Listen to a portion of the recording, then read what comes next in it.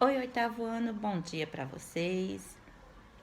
Hoje, a nossa aula de história, vamos dar continuidade sobre o primeiro capítulo, né? Isso, a Revolução Inglesa. Falamos sobre o anglicanismo, os puritanos, a Carta Magna, não é isso? Falamos? Gentry, Yeoman, o cercamento, estão lembrados, né? Falamos de tudo isso. A Câmara dos Lordes, a Câmara dos Comuns. E hoje vamos falar sobre a Guerra Civil que aconteceu em 1641 a 1649. De um lado, havia o exército do rei, composto por cavaleiros e apoiados pelos senhores feudais. Do outro, já havia o exército do parlamento, composto por cabeças redondas, assim chamados porque não usavam perucas e estavam ligados à gentry, pequena e média burguesia. O exército do parlamento foi comandado por Oliver Cromwell e derrotou o exército do rei na batalha de Nazeb.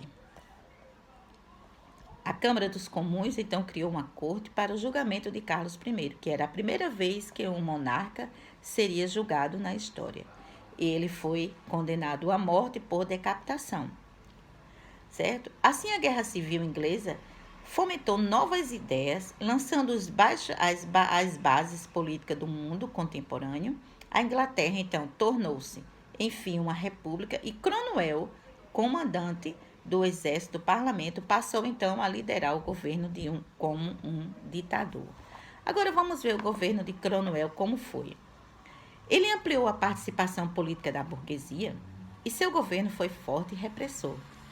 Para se manter no poder, procurou então minar as forças do absolutismo, certo? Entretanto, as camadas populares permaneciam sem representantes no parlamento e tinham uma vida miserável. Os mais nobres, então, começaram a se indignar com a situação, pois foram usados pela burguesia e pela gentry para derrubar o absolutismo, mas não tiveram suas reivindicações atendidas.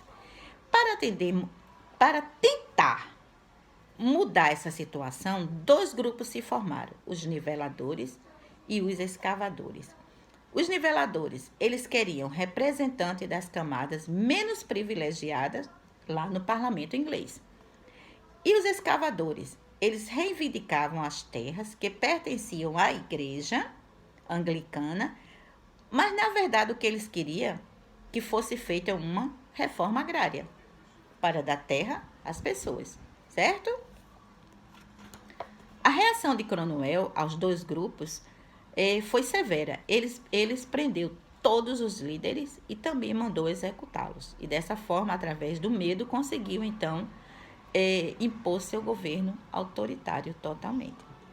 Para melhorar a situação econômica da Inglaterra no cenário internacional, Cromwell tomou uma medida extremamente importante. Criou então o Ato de Navegação.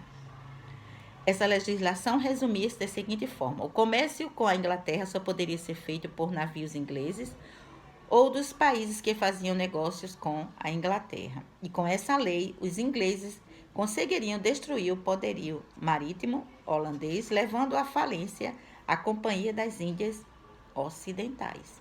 Então, Cromwell foi bem esperto, né? A gente está vendo aqui.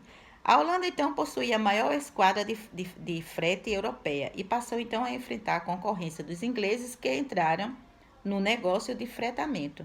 Essa medida promoveu, então, um surto de crescimento na marinha inglesa, que até boa parte do século XIX foi a mais poderosa da Inglaterra.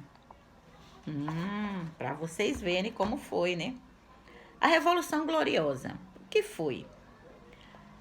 A Revolução Gloriosa, segundo historiadores, Guilherme de Orange assumiu o trono em 1689 sem que houvesse derramamento de gota de sangue. Por isso, esse movimento foi chamado Revolução Gloriosa. Como novo rei e subordinado ao parlamento, assinou a Bill of Rights, ou Carta Declaração de Direitos, e jurou obedecê-la. O documento determinava que o rei seria o chefe de Estado, certo? Mas o poder de governar seria exercido pelo gabinete, cujos membros seriam escolhidos pelo parlamento.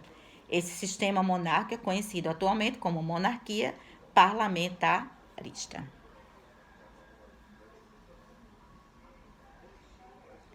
Tchau, tchau para vocês.